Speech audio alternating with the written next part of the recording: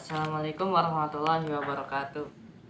Alhamdulillahirabbil alamin wassalatu wassalamu ala asrofil anbiya'i wal mursalin Sayyidina wa habibina wa syafi'ina Muhammadin wa ala alihi wa sahbihi ajma'in amma ba'd.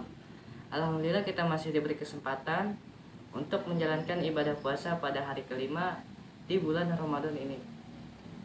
Puasa merupakan ibadah yang istimewa karena pahalanya langsung diberikan oleh Allah Subhanahu wa taala. Bicara tentang pahala puasa, tahukah teman-teman apa saja perilaku yang merusak atau menghilangkan pahala puasa? Menurut hadis yang diriwayatkan oleh Dailami, Nabi Muhammad SAW bersabda, ada 5 perkara yang dapat membatalkan pahala orang yang berpuasa, yaitu yang pertama berkata dusta. Berkata dusta adalah menyampaikan sesuatu yang berlainan dengan kenyataan, meskipun ditujukan untuk tujuan bercanda. Jika dilihat dalam hal perbuatan, orang yang berkata dusta jika bisa berperilaku tidak sesuai dengan perkataannya. Karena itu, jika orang berdusta selama ia berpuasa, maka ibadah puasanya tidak bernilai apa-apa di sisi Allah Subhanahu wa taala.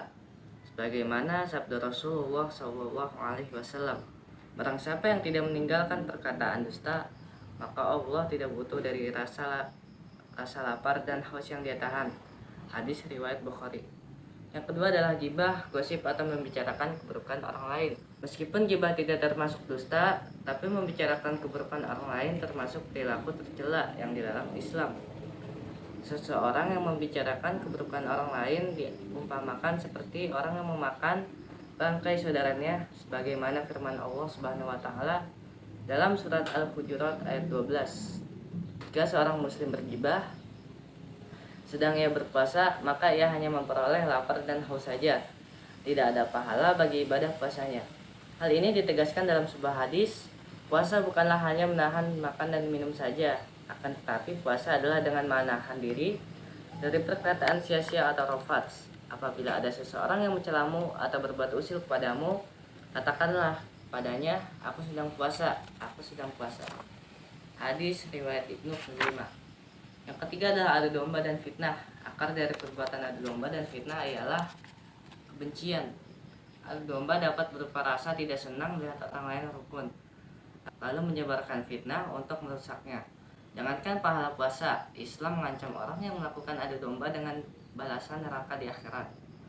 Dasarnya adalah sabda Nabi Muhammad SAW, pelaku adu domba tidak akan masuk surga. Hadis riwayat Muslim. Yang keempat adalah bersumpah palsu. Perbuatan lain yang bisa merusak pahala puasa ialah bersumpah palsu. Menyatakan sumpah tapi berbohong merupakan perbuatan yang dilarang dalam Islam. Apalagi jika sampai membawa nama Allah Subhanahu wa taala di awal sumpahnya, maka perilaku itu termasuk salah satu dari 3 dosa paling besar. Larangan sumpah palsu ini dijelaskan Al-Qur'an dalam surat Ali Imran ayat 77. Sesungguhnya orang-orang yang menukar janji dengan Allah dan sumpah-sumpah mereka dengan harga yang sedikit, mereka itu tidak mendapat bagian pahala di akhirat. Dan Allah tidak akan berkata-kata dengan mereka dan tidak akan melihat kepada mereka pada hari kiamat, dan tidak pula akan mensucikan mereka. Bagi mereka azab yang pedih.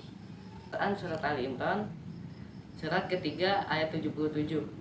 Yang kelima ialah tidak menjaga mata dari syahwat, sebagaimana yang saya sebutkan sebelumnya. Salah satu tujuan puasa ialah menahan hawa nafsu, tidak hanya lapar dan haus, melainkan juga syahwat. Karena itulah orang yang mengumbar syahwatnya ketika berpuasa, pahala puasanya akan gugur, sehingga yang tersisa hanya lapar dan haus saja. Salah satu sumber syahwat utama ialah pandangan mata. Apabila mata seseorang melihat sesuatu yang dilarang oleh Allah, diantaranya tidak menundukkan pandangan pada lawan jenis yang bukan mahramnya, maka ia telah menodai pahala puasanya. Karena itulah seorang muslim harus waspada dengan pandangan matanya. Nabi Muhammad SAW bersabda, pandangan merupakan salah satu anak panah iblis. Hadis riwayat Al-Hakim dan Tabrani. Semoga kita dapat menghindari hal-hal yang dapat membatalkan pahala puasa, agar puasa kita bernilai ibadah dan tidak hanya menahan lapar dan haus saja. Mungkin demikian materi yang bisa saya sampaikan, kurang lebihnya mohon maaf karena kesalahan datangnya dari saya. dan kebenaran hanya milik Allah Subhanahu wa taala. Wassalamualaikum warahmatullahi wabarakatuh.